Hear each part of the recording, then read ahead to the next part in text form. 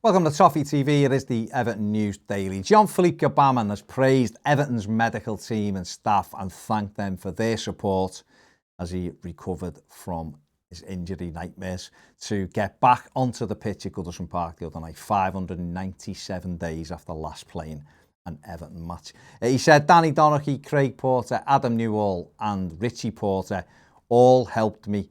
Everybody was here for me. We had good moments together, so I was not only thinking about the injury.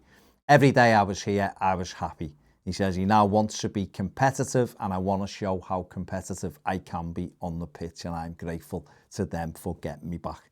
It was great to see him back on the pitch the other night. Unfortunately, Everton couldn't hold on for the 3 points against Crystal Palace, but hopefully now he can put the injury problems behind him and get fitter and stronger and become an important part of Everton's midfield as we move forward and be the player that we bought to replace Idrissa Gana Gueye, because we haven't had someone who's in that natural number 6 role and who can get around the pitch, and this physicality and mobility will be important for Everton moving forward. So hopefully, fingers crossed, Jean-Philippe-Gbamin's injury nightmares are behind him and he can, like I say, become an integral part of Everton's midfield moving forward.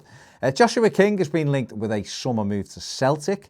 That's if Eddie Howe, who is the favourite to become the new boss at Parkhead, gets the job.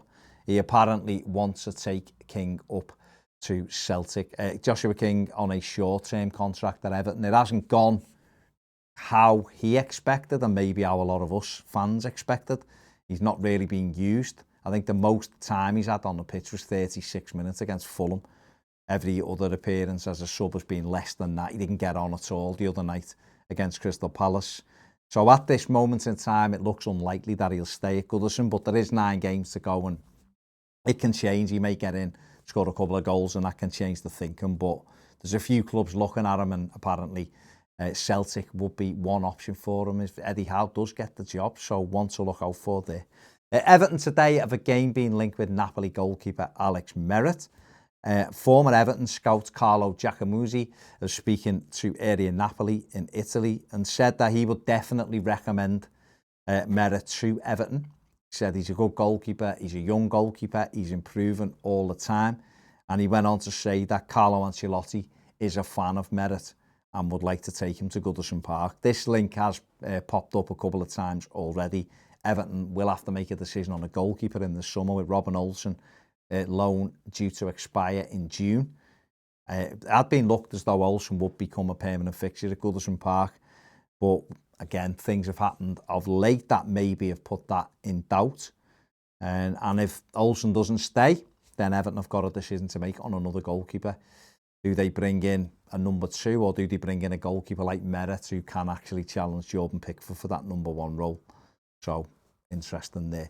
And finally, young Everton forward Katia Kouyaté has today undergone surgery to repair a damaged hamstring tendon.